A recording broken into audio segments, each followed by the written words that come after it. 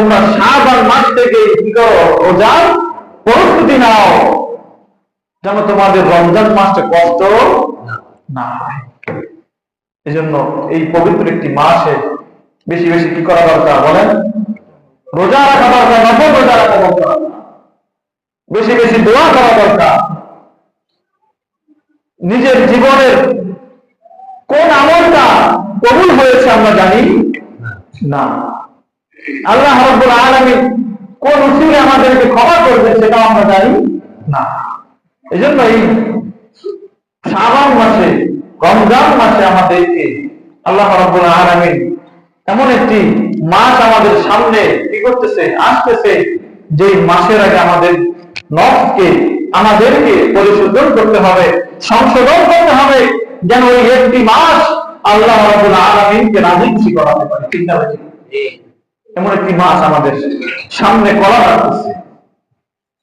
এখন থেকেই আপনাদের আমাকে পরিচিত হওয়া উচিত, এখন থেকেই তাহাজ্জুদের আমল শুরু করা উচিত। আল্লাহ রাব্বুল আলামিনের কাছে দুহাত তুলে এক কোণায় বসে বলবেন, আল্লাহ তুমি আর আমি ছাড়া এখানে কেউ নাই, দুনিয়াবাসী সব ঘুমায়, তুমি আর আমি ছাড়া কেউ নাই, দুনিয়ার কোন মানুষ আমার গুনাহ সম্পর্কে জানে না, আমার ছেলে, আমার মেয়ে, আমার ভাই, আমার মা বাবা আমার গোপন কোন গুনাহ সম্পর্কে জানে না, একমাত্র তুমি জানো। আল্লাহ যখন এই কাল কিয়ামতের ময়দানে সবার সামনে এই গুনাহগুলি প্রকাশ করা হবে, তখন আমার কি অবস্থা হবে? মাফ করে দাও, তোমার গফুর গফফার নামের উসিলায় মাফ করে দাও। যখন সেদিন রাসূলের সামনে সব আমলনামা পেশ করা হবে, তখন আমি রাসূলের সামনে উম্মত হিসেবে কিভাবে মুখ দেখাবো? আল্লাহ মাফ করে দাও। সকলে বলি আলহামদুলিল্লাহ। মহান রব্বুল আলামিনের দরবারে শুকরিয়া আদায় করতেছি যে মহান রব্বুল আলামিন আমাদেরকে এক সপ্তাহ পরে পবিত্র দিন, সপ্তাহের শ্রেষ্ঠ দিন জুমার দিনে হায়াতে তাইয়্যিবা দান করেছেন। শরীরকে সুস্থতা রেখে ঐতিহ্যবাহী পূর্ব ভারতের জামে মসজিদে এসে পবিত্র জুমার নামাজ আদায় করার মতো তৌফিক দান করেছেন। এই জন্য জোরে সোরে বলি আলহামদুলিল্লাহ। লক্ষ বেশি, তার বেশি দরুদ সালাম পৃথিবীর প্রথম আকর্ষণ, নূর আলা নূর, নূরে মুজাসসাম, যাকে আল্লাহ রাব্বুল আলামিন কোরআনে বলেছেন তাহা, ইয়াসিন, ইয়া আইয়ুহাল মুযাম্মিল, ইয়া আইয়ুহাল মুদ্দাথির। নবী মুহাম্মদ রাসূলুল্লাহ সাল্লাল্লাহু আলাইহি ওয়াসাল্লামের কলমে এই পৃথিবীতে আগমন করেছিলেন। ওয়া মা আরসালনাকা ইল্লা রাহমাতাল লিল আলামিন। আল্লাহ রাব্বুল আলামিন তার বন্ধুকে এই পৃথিবীতে প্রেরণ করেছিলেন রহমত হিসেবে। সেই প্যারা হাবিব উম্মতকে এতিম বানাইয়ে ওই সোনার মদিনায় শুয়ে আছেন। আমরা সেই রাসূলের কদমে রাখবার করি সাল্লাল্লাহু আলাইহি ওয়াসাল্লাম। যখন আল্লাহ রাসূল দুনিয়াতে আগমন করেছেন, তখন তার পিতা দুনিয়ার জমিনে কি ছিল না। যেন রাসূল সাল্লাল্লাহু আলাইহি ওয়াসাল্লাম এতিমদেরকে খুব বেশি ভালোবাসেছেন। রাসূল যখন একটু বোঝা শুরু করলেন, তখন আম্মা জানকে হারাইলেন, তখন রাসূল পুরা এতিম হয়ে গেলেন। রাসূল সাল্লাল্লাহু আলাইহি ওয়াসাল্লাম ইসলাম প্রচার করতে গিয়ে তার খন্দকের যুদ্ধে তার পেটে দুইটা পাথর বেঁধেছিলেন। সাহাবায়ে কেরামরা খুদায় রাসূলের দরবারে গিয়ে বলেছেন, ও রাসূল, আমাদের সকলের পেটে আমরা পাথর বেঁধেছি।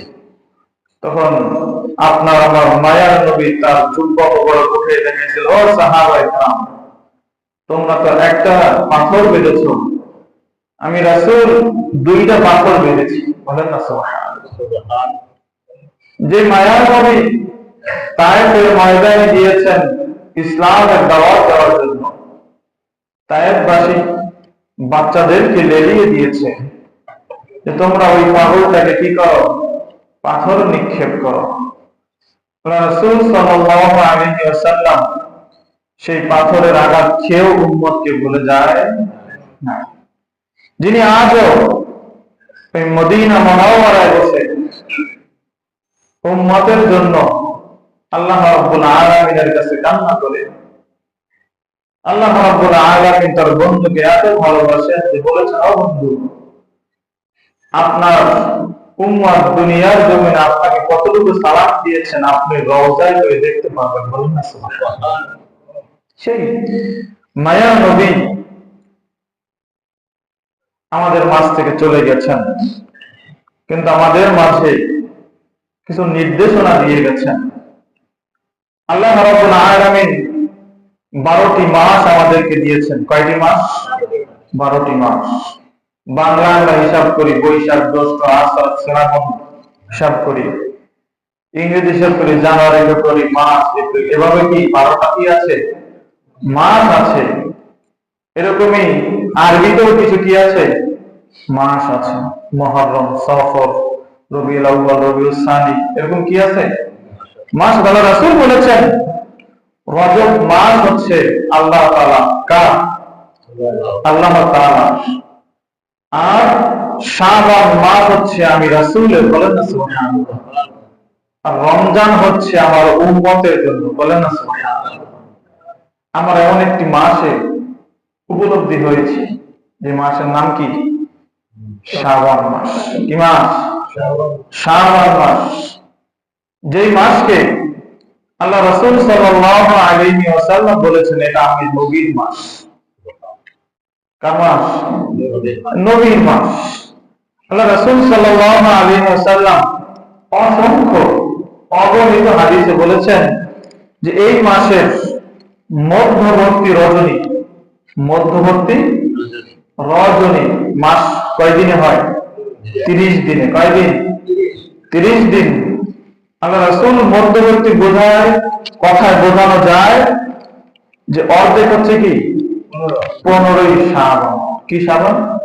15ই শাবান, যাকে আমরা কেবল বলি কি শবে বরাত। শবে বরাত। আল্লাহ রাসূল সাল্লাল্লাহু আলাইহি ওয়াসাল্লাম মধ্যবর্তী এই রাতের কথা বলেছেন, তখন আল্লাহ রাব্বুল আলামিন প্রথম আসমানে আসেন। কোন আসমানে আসেন? প্রথম আসমানে আসেন।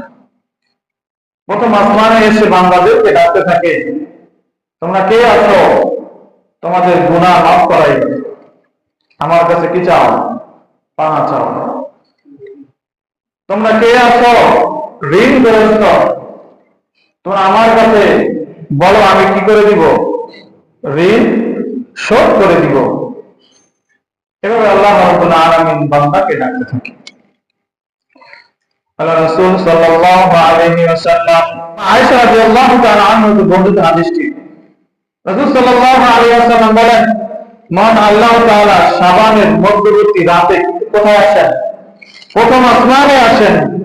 আসমানে অবতীর্ণ হন এবং আল্লাহ রাব্বুল আলামিন, মা আয়েশা বলেছেন যে আমি রাসূলের জবান শুনেছি, রাসূল বলেছেন যে বরকির শরীরে যে পরিমাণ পশম থাকে, পশমের কি অসংখ্য পশম থাকে, হিসাব করা যায়।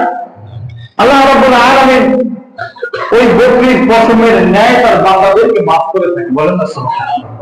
তাহলে কত বান্দাকে মাফ করে থাকে আল্লাহ। এই জন্য আল্লাহ রাসূল সাল্লাল্লাহু আলাইহি ওয়াসাল্লাম ওই রাতকে কি দিয়েছেন? গুরুত্ব দিয়েছেন এবং বলেছেন আল্লাহ রাব্বুল আলামিন ওই ব্যক্তিকে মাফ করে না। কোন ব্যক্তিকে? ওই ব্যক্তিকে মাফ করে না যে হচ্ছে কি আল্লাহর সাথে কাউকে কি করলো? শরীক করলো। আল্লাহ রাব্বুল আলামিন তাকে কোনোদিন কি করবে না? মাফ করবে। কে বলেছেন? আল্লাহ রাসূল বলেছেন আল্লাহ রাব্বুল আলামিন ওই রাতে সবাইকে মাফ করে দিবে, কিন্তু আল্লাহর সাথে যে শিরক করেছে তাকে আল্লাহ রাব্বুল আলামিন কি করবে না? ক্ষমা করবে। আমরা তো অহরহ আল্লাহর সাথে শিরক করি। আমরা বলি যে আমরা আমাদের ওই ডাক্তারের কারণে আমি ভালো হয়েছি, কি হয়ে যায়? শিরকের পর্দা চলে যায়। আল্লাহ রাব্বুল আলামিন সবার ঊর্ধ্বে, সকল ডাক্তারের ডাক্তার, সকল কবিরাজের কবিরাজ। যদি আল্লাহ রাব্বুল আলামিন আপনাকে ভালো না করে, আপনাকে যদি পৃথিবীর সমস্ত ডাক্তার যদি বেটে খাওয়ানো হয়, তাহলে আপনার ওষুধ ভালো হবে না। রহমত থাকতে হবে কার? আল্লাহ রাব্বুল আলামিন। আল্লাহ রাসূল সাল্লাল্লাহু আলাইহি ওয়াসাল্লাম শাবান মাসের মধ্যবর্তী রাতে আমি রাসূলকে আমার বিছানায় পাইতাম না। কোথায়? রাসূলের আম্মাজানের বিছানায় আমি রাসূলকে পেতাম না। আমি রাসূলকে খুঁজতে খুঁজতে জান্নাতুল বাকিতে গিয়ে পাইলাম। মদিনার যে কবরস্থান আছে রওজার পাশেই জান্নাতুল বাকি। রাসূল বলেছেন, এখানে যেই উম্মত শহীদে তার কি হয়ে যাবে? জীবনের সমস্ত গুনাহ মাফ বিনা হিসাবে জান্নাত। বলেন না সুবহানাল্লাহ। মক্কাবাসী রাসূলকে কি করেছেন? তারাই দিয়েছেন। আবু জাহেল, আবু লাহাব, উতবা সাহেবরা রাসূলকে তাড়িয়ে দিয়েছেন। মদিনাবাসী বলেছেন, আহলান সাহলান ইয়া রাসূলুল্লাহ। তারা রাসূলকে কি করেছেন? গ্রহণ করেছেন। এইজন্য কবি বলেছেন, ইয়াসরিফ নামে তুমি ছিলে অলক্ষণের দেশ। কি ছিল? এর আগে ইয়াসরিফ ছিল না, কি ছিল? ইয়াসরিফ ছিল রাসূলের ভালোবাসা। এজন্য কবি বলেছেন, ইয়াসরিফ নামে তুমি ছিলে অলক্ষণের দেশ, বড়ই মারাত্মক যে ছিল তোমার পরিবেশ। নবীর ছোঁয়া পেয়ে তুমি নূরে মদিনা, নবীর ছোঁয়া পেয়ে তুমি নূরে মদিনা। সব ভুলিব কিন্তু তোমায় ভুলতে পারি না, সব ভুলিব কিন্তু তোমায় ভুলতে পারি না। বলা যায়? মদিনা ভোলা যায়? যায় না। রাসূল বলেছেন, এই মদিনা হলো নূরের খাজিনা। বলেন না সুবহানাল্লাহ। এই মদিনা যদি তোমরা কেউ জান্নাত দেখতে চাও, তাহলে রওজার কাছে এসে দাঁড়াও। বলেন না সুবহানাল্লাহ। রওজা মুবারক হচ্ছে একটা জান্নাতের একটা কি টুকরা। আর ওই জান্নাতের বাড়িতে যে শুইবে তার বিনা হিসাবে জান্নাত। বলেন না সুবহানাল্লাহ। রাসূল সাল্লাল্লাহু আলাইহি ওয়াসাল্লাম, মা আয়েশা বলতেছে, আমি যখন রাসূলকে খুঁজতে খুঁজতে জান্নাতুল বাকিতে পাইলাম, আমি দেখলাম আল্লাহ রাসূল সাল্লাল্লাহু আলাইহি ওয়াসাল্লাম হাত তুলে আসমানের দিকে উঠাইলেন। আসমানের দিকে উঠাইয়া কান্না করতেছেন, ইয়া আল্লাহ, তুমি আমার উম্মতদেরকে এই রাতে maaf করে দাও। বলেন না সুবহানাল্লাহ। মা আয়েশা সাক্ষী দিচ্ছেন, সেদিন রাতেও আল্লাহ রাসূল সাল্লাল্লাহু আলাইহি ওয়াসাল্লাম উম্মতের জন্য দোয়া করছেন। সে রাতটি কোন রাত? শবে বরাতের রাত। এখন আমরা শবে বরাত বলতে কিছু বুঝি না। শবে বরাত যে আমাদের মাঝে আছে, এটা আমাদের মাঝ থেকে উঠে গেছে। মা বাবার সামনে, কবরের সামনে গিয়ে যে একটা দোয়া ব্যবস্থা রাসূল দেখাই দিয়ে গেছেন। মা আয়েশা বলে গেছেন যে আমি রাসূলকে কোথায় পাইলাম? জান্নাতুল বাকিতে পাইলাম। 15 শাবানের রাতে কোথায় পাইল? কবরের বাসীদের সামনে পাইল। আর এখন আমাদের মাঝ থেকে কবর জিয়ারত নাই। মা বাবার কবরের সামনে দাঁড়িয়ে সূরা ফাতিহা, ইখলাস, দুরূদ শরীফ করব, এটা বেদাত। এটা কি বেদাত? লাইলাতুল বরাতে আমরা আল্লাহর কাছে দোয়া করব, আল্লাহ আমাকে তুমি maaf করে দাও। আল্লাহ রাসূল সাল্লাল্লাহু আলাইহি ওয়াসাল্লাম বলেন যে এমন এই রাতে আল্লাহ রাব্বুল আলামিনের কাছে বান্দা সমস্ত আমল, বছরের সমস্ত আমল আল্লাহর কাছে কি হয়? জমা হয়। আর আমি যদি এই দিন রোজা না থাকি, তাহলে আমার আমল নামা আল্লাহর কাছে কিভাবে পেশ করা হবে? এজন্য আমি এই দিন রোজা রাখি। বলেন না সুবহানাল্লাহ। শাবান কি রাখি? রোজা রাখি, যেন আমার আমলটা রোজা অবস্থায় আল্লাহর কাছে পেশ করা হয়। বলেন না সুবহানাল্লাহ। আর এখন কি নাই? রোজা নাই, নফল রোজা বলতে নাই, নফল নামাজ বলতে নাই। আল্লাহ রাব্বুল আলামিন ওদিন রাতে বান্দাকে ডাকতে থাকে, বান্দা তোমরা আমার কাছে কি চাও? পানা চাও, আমি তোমাদেরকে মাফ করে দিব। কার রিজিকের অভাব, তোমরা আমার কাছে চাও, আমি রিজিক অভাব দূর করে দিব। তোমার কি কি সমস্যা আছে আমার কাছে বলো, আমি আল্লাহ রাব্বুল আলামিন এত দয়া, এত দয়া, এত দয়া। আপনি আল্লাহকে আল্লাহ একবার বলে ডাকেন, আল্লাহ রাব্বুল আলামিন বলে বান্দা কি বলবো বলো, আবার বলে বান্দা বলো বলো বলো। তুমি যদি আমার কাছে মাফ চাও, আমি মাফ করে দিব, কারণ আমি আমার রাসূলের, আমার বন্ধুর উম্মতকে এত ভালোবাসি, এত ভালোবাসি যে আমি আল্লাহ আমার বন্ধুকে 99টা রহমত দিয়া পাঠাইছি। কয়টা? আল্লাহ রাব্বুল আলামিনের 100 ভাগের 1 ভাগ রহমত তার বন্ধুকে দিয়ে দুনিয়া পাঠাইছে। ওই 100 ভাগের 1 ভাগ আবার উম্মতে মুহাম্মাদের ভিতরে দিয়ে দিয়েছেন, আর 99 ভাগ ওকে রাখছেন রাসূলের কাছে রাখছেন। আমার আপনার যেরকম উম্মতের জন্য মায়া আছে, আমি আল্লাহর উপর আমার বান্দার জন্য কি আছে? মায়া আছে। আমি 99টা রহমত নিয়ে বসে আছি। সবাই রাতে রাতে আল্লাহ রাব্বুল আলামিন এভাবে বান্দাকে ডাকতে থাকে। আল্লাহ রাসূল সাল্লাল্লাহু আলাইহি ওয়াসাল্লাম একদিন এক কবরস্থানে গেলেন, এক কবরের দিকে তাকাইয়া আল্লাহ রাসূল সাল্লাল্লাহু আলাইহি ওয়াসাল্লাম মুস্কি হেসে দিলেন। সাহাবায়ে কেরামরা মনে করছে যে রাসূল যেহেতু হাসছে তাহলে কবরে অবশ্যই ভালো কিছু হচ্ছে। রাসূল সাল্লাল্লাহু আলাইহি ওয়াসাল্লাম সামনে একটু হেঁটে অন্য একটি কবরের দিকে লক্ষ্য করলেন। তখন রাসূল সাল্লাল্লাহু আলাইহি ওয়াসাল্লামের চোখ দিয়ে দরদর করে পানি পড়তেছে। সাহাবায়ে কেরামরা বলেন, ইয়া রাসূলুল্লাহ, ইয়া হাবিবাল্লাহ, আপনি যখন ওই কবরের দিকে তাকাইলেন তখন আপনি মিটি মিটি হাসলেন, যখন আপনি এই কবরের দিকে আসলেন তখন আপনার চোখে পানি। আল্লাহ রাসূল সাল্লাল্লাহু আলাইহি ওয়াসাল্লাম জবাব দেন, ও সাহাবা, আমি রাসূল যা দেখি তোমরা তা দেখো না, আমি রাসূল যা জানি তোমরা তা জানো না। আমি যখন ওই কবরের দিকে লক্ষ্য করলাম তখন দেখলাম ওই কবরের যে ব্যক্তি, ওই কবরের যিনি জান্নাতের ভিতরে আছেন। যখন আমি এই কবরের দিকে তাকাইলাম তখন আমি দেখলাম যে এর শরীরে জাহান্নামের আগুন লাগাই দেওয়া হয়েছে।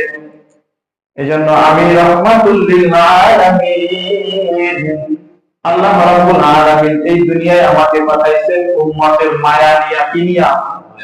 মায়া নিয়া। উম্মতের কষ্ট, উম্মতের আগুন আমি সহ্য করতে পারি নাই, এইজন্য আমার চোখ দিয়ে দর দর করে পানি পড়ছে। আল্লাহ রাসূল বলেন, ও সাহাবায়ে কেরাম, তোমরা ওই বাজারে গিয়ে এলান করে দাও যে ওই কবরস্থানে কার কার আত্মীয় স্বজন আছে। সবাইকে আল্লাহ রাসূল সাল্লাল্লাহু আলাইহি ওয়াসাল্লাম ওই কবরে কি করেছেন?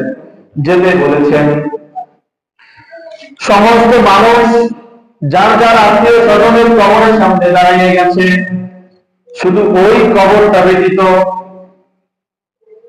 আল্লাহ রাসূল সাল্লাল্লাহু আলাইহি ওয়াসাল্লাম রাস্তার দিকে তাকিয়ে রইলেন, সাহাবায়ে কেরামরা তাকিয়ে রইলেন যে এই কবরটা কার, যার আত্মীয় স্বজন এখনো আসে নাই। রাসূল সাল্লাল্লাহু আলাইহি ওয়াসাল্লাম খেয়াল করলেন একজন বৃদ্ধ মহিলা লাঠিতে ভর দিয়ে আসতেছে, এসে ওই কবরের সামনে দাঁড়াইছে। কবরের সামনে দাঁড়ানোর পরে আল্লাহ রাসূল সাল্লাল্লাহু আলাইহি ওয়াসাল্লাম ওই মহিলাকে জিজ্ঞেস করতেছেন, ও আম্মা জান, এই ব্যক্তি আপনার কি হয়? তখন ওই মহিলা বলতেছে, ইনি আমার সন্তান। কি হয়? সন্তান হয়। আপনি কি জানেন আপনার সন্তান কি অবস্থায় আছে কবরে? কয় না, আমি তো জানি না। তখন আল্লাহ রাসূল সাল্লাল্লাহু আলাইহি ওয়াসাল্লাম বলে যে আপনার সন্তান কবরে ভালো নাই, জাহান্নামের আগুন জ্বলতেছে। মা যদি শুনে সন্তানের কোনো বিপদ হয়েছে, মায়ের মন কি মানে? বলে মানবে না, কোনোদিন মানবে না। কিন্তু সেই মা রাসূলের এই কথা শুনে মুস্কি হেসে দিলেন, মুস্কি হেসে বললেন, ইয়া রাসূলুল্লাহ, ইয়া হাবিবাল্লাহ, ইনি আমার সন্তান। তখন রাসূল সাল্লাল্লাহু আলাইহি ওয়াসাল্লাম বললেন, আপনি কেন হাসেন? তখন ওই বুড়ি জবাব দিল, দুনিয়ার জমিনে থাকতে ইনি আমাকে কষ্ট দিয়েছে, আঘাত করেছে। তখন আমি আল্লাহ রাব্বুল আলামিনের কাছে তার নামে বর্ণনা করেছি, ও মালিক, তুমি এর সাজা তুমি তাকে কবরে দিও। কি হলো? কবরে দিও। সেই সাজা এখন তিনি পাচ্ছেন। মায়ের দোয়া লাগে কি লাগে না? কথা কেনা লাগে কি লাগে না? বাবার দোয়া লাগবে কি লাগবে না? তিরমিজ হবে আল্লাহ রাব্বুল আলামিনের ৭০,০০০ নূরের পর্দা ভেদ করে আসে আদিম পর্যন্ত মা বাবার দোয়া করবেই করবে। আপনার নামে দোয়া করুক আর বর্জা করুক, প্রত্যেকটা আশা আদিমে গিয়ে ধাক্কা রাখবে। ওই বুড়ি যেভাবে দোয়া করেছে, আল্লাহ আমাকে যেভাবে কষ্ট দিয়েছে, তুমিও তাকে কবরে খুব কষ্টে রাখি। কবরে লাগছেনি? লাগছেনি? আমার রাসূল তো সব দেখতে পারতো, পারতো কি পারতো না? এই জন্য মায়ের মনে কষ্ট দেওয়া যাবে বলেন? যাবে না। মা যদি ইহুদিও হয় তাহলে তার সাথে বেয়াদবি করা যাবে না। এখনকার জামানায় মা বাবা ভালোবাসা কি উঠে গেছে। মা বাবার সামনে যে দোয়া করতে হবে, মা বাবার কবরের সামনে গিয়ে সূরা ফাতিহা, ইখলাস শরীফ পড়তে হবে, এগুলো আমরা এখন কি করেছি? ভুলেই গেছি। এখন আমাদের মাস থেকে এগুলো কি হয়ে গেছে? উঠে গেছে। এই এমন একটি মাস, শাবান মাস, যেই মাসে আল্লাহ রাসূল সাল্লাল্লাহু আলাইহি ওয়াসাল্লাম এত বেশি রোজা রেখেছেন, সাহাবায়ে কেরাম বলেন অন্য কোন মাসে আমি রাসূলকে এত রোজা রাখতে দেখিনি। বলেন না সুবহানাল্লাহ। রাসূল সাল্লাল্লাহু আলাইহি ওয়াসাল্লাম হাদিসে বলেন, এটা এমন একটি মাস যেই মাসে আমার উম্মতেরা কি হবে? গাফেল হয়ে যাবে। কারণ এরা তো ভাববে যে সামনে রমজান তো আসতেছেই, সামনে কি রমজান তো আসতেছেই, ও তখন আমরা রোজা রাখবো। এই জন্য রাসূল সাল্লাল্লাহু আলাইহি ওয়াসাল্লাম বলেছেন, না, তোমরা শাবান মাস থেকে কি করো? রোজার প্রস্তুতি নাও, যেন তোমাদের রমজান মাসটা কষ্ট না হয়। এই জন্য এই পবিত্র একটি মাসে বেশি বেশি কি করা দরকার বলেন? রোজা রাখা দরকার, নফল রোজা রাখা দরকার, বেশি বেশি দোয়া করা দরকার। নিজের জীবনের কোন আমলটা কবুল হয়েছে আমরা জানি না। আল্লাহ রাব্বুল আলামিন কোন উসিলায় আমাদেরকে ক্ষমা করবে সেটা আমরা জানি না। এজন্য এই শাবান মাসে, রমজান মাসে আমাদেরকে আল্লাহ রাব্বুল আলামিন এমন একটি মাস আমাদের সামনে কি করতেছে? আসতেছে, যে মাসের আগে আমাদের নফসকে, আমাদেরকে পরিশোধন করতে হবে, সংশোধন করতে হবে, যেন ওই একটি মাস আল্লাহ রাব্বুল আলামিনকে রাজি খুশি করাতে পারে। ঠিক না ভাই? এমন একটি মাস আমাদের সামনে করা রাখতেছে। এখন থেকেই আপনাদের আমাকে পরিচিত দেওয়া উচিত, এখন থেকেই তাহাজ্জুদের আমল শুরু করা দেওয়া উচিত। আল্লাহ রাব্বুল আলামিনের কাছে দুহাত তুলে এক কোণায় বসে বলবেন, আল্লাহ তুমি আর আমি ছাড়া এখানে কেউ নাই, দুনিয়াবাসী সব ঘুমায়, তুমি আর আমি ছাড়া কেউ নাই, দুনিয়ার কোন মানুষ আমার গুনাহ সম্পর্কে জানে না, আমার ছেলে, আমার মেয়ে, আমার ভাই, আমার মা বাবা আমার গোপন কোন গুনাহ সম্পর্কে জানে না, একমাত্র তুমি জানো। আল্লাহ যখন এই কাল কিয়ামতের ময়দানে সবার সামনে এই গুনাহগুলি প্রকাশ করা হবে, তখন আমার কি অবস্থা হবে? মাফ করে দাও, তোমার গফুর গফফার নামের উসিলায় মাফ করে দাও। যখন সেদিন রাসূলের সামনে সব আমলনামা পেশ করা হবে, তখন আমি রাসূলের সামনে উম্মত হিসেবে কিভাবে মুখ দেখাবো? আল্লাহ মাফ করে দাও। এজন্য কবি বলেছেন,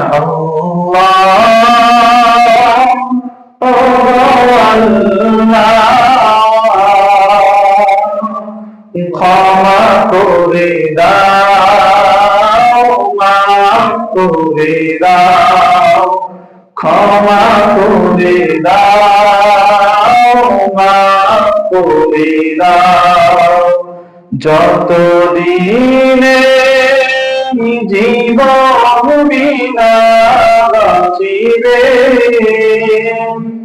সুপথে চালাও মাফ করে দাও, সুপথে চালাও মাফ করে দাও।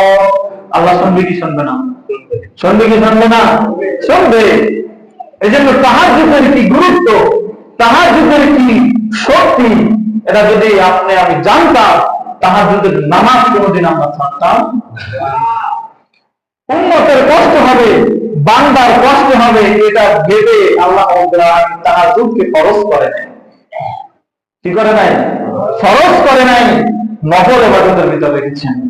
এই জন্য আল্লাহ রাব্বুল আলামিনের যারা ওলি কি হয়েছে, ওলি হয়েছে, যাদের তাকমা নাই, কোনো সীমা নাই, যারা চক্ষু বন্ধ করলেই মদিনা ওয়ালার দিদার পায়, যারা কথা বললেই আল্লাহ রাব্বুল আলামিনের সাথে কি হয়, কথোপকথন হয়, তাদের এই তাদের পিছনের গল্প শুনে দেখেন, এই তাহাজ্জুদের কোনো চুরি নাই। এই তাহাজ্জুদ ছাড়া কোনো বিকল্প নাই, দোয়া ছাড়া কোনো বিকল্প নাই। আপনার গুনাহ আমার গুনাহ কিভাবে মাফ করবেন? আর এখন নামাজের পরে দোয়া নাই, নামাজের পরে দোয়া নাই বললেই চলে। নামাজের পরে আল্লাহর কাছে দোয়া করেন, আল্লাহ আমার নামাজকে কবুল করে নেন। আমি কি জানি নামাজটা কবুল হয়েছে কিনা? বলেন, কোন গ্যারান্টি আছে?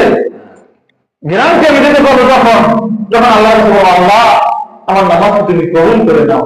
আমি তো আল্লাহর কাছে আরজিটা করতে পারি, পারি কিনা? পারি কিনা? কিন্তু নামাজের পরে মোনাজাত নেই, নামাজের পরে মানে কি বলবো, নামাজের পরে দাঁড়িয়ে কথা শুরু করে হাদিস। আর ভাই হাদিস তো সবাই জানে, সবাই কম বেশি হাদিস জানে, কিন্তু এই নামাজটা যে কবুল হয়েছে এটা কয়জনে জানে? এই জন্য আমাদের উচিত নামাজের পরে মোনাজাত লাগবে কি লাগবে না? বলেন, লাগবে, অবশ্যই লাগবে। রাসূলের প্রতি দরুদ লাগবে কি লাগবে না? লাগবে। মিলাদ কিয়াম লাগবে। এটা আমাদের ইমানের। রাসূল সাল্লাল্লাহু আলাইহি ওয়াসাল্লাম কে ওই কবরে ছবি দেখানো হবে না, ছবি দেখানো হবে না। এই ভরাকর, পূর্ব ভরাকর, কিন্তু মদিনা থেকে পূর্ব ভরাকর অনেক কাছে। কি কথা হয় না? কাছে না?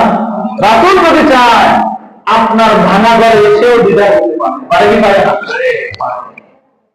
এই জন্য এই শাবান মাস আমলের মাস, রমজান মাসের পরিস্থিতি নেওয়ার মাস। এই জন্য এই মাসে আমরা বেশি বেশি দুরূদ সালাম করব। রাসূল সাল্লাল্লাহু আলাইহি ওয়াসাল্লাম বলেছেন যে দিনের কথা, শাবান মাসের মধ্যবর্তী রজনী 15 শাবান, ওদিন যে শবে বরাত, ওদিন আমরা দোয়া করব কি করব না?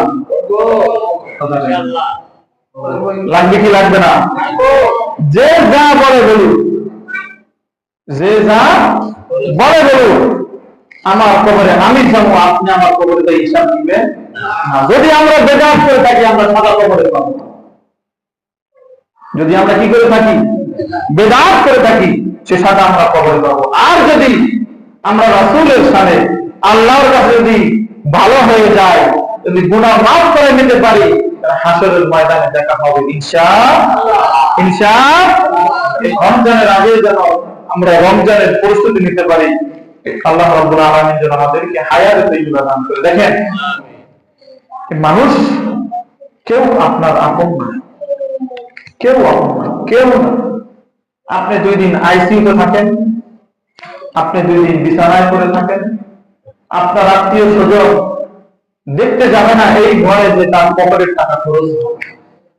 পৃথিবী আপনার না, এই পৃথিবী মানুষগুলি আপনার, আপনার সন্তান, আপনার নাতি, আপনার বন্ধু, আপনার যত কিছু বলেন, এই টাকা পয়সা কিছুই আপনার। দিন শেষে আপনি একা, দিন শেষে একা রে বাপ, দিন শেষে একা। কিছুই আপনার সঙ্গে যাবে না, শুধু এই আমলটুকুই আপনার সাথে হবে। কারণ গ্যারান্টি নাই, মানুষ এবং জানোয়ার চেয়ে খারাপ হয়ে গেছে। জানোয়ার চেয়ে খারাপ। আপনাকে মারতে তার দ্বিধা হবে, তার মাথার সেন্স পর্যন্ত কাজ করবে না, তাকে কি করতেছে। এই জন্য এই পৃথিবীর মানুষ আপনার আপন না, আপনি যাকে আপন আপন বলেন সে আপন নয়। এই জন্য আল্লাহ রাব্বুল আলামিন যেন যতদিন এই দুনিয়ার জন্য বাঁচাই রাখেন, ঈমান আমলের সাথে যেন বাঁচাই রাখেন। সবাই বলি আমিন। ওয়া আখিরু দাওয়ানা আলহামদুলিল্লাহি রাব্বিল আলামিন। আসসালামু আলাইকুম ওয়া রাহমাতুল্লাহি তাআলা ওয়া বারাকাতুহু।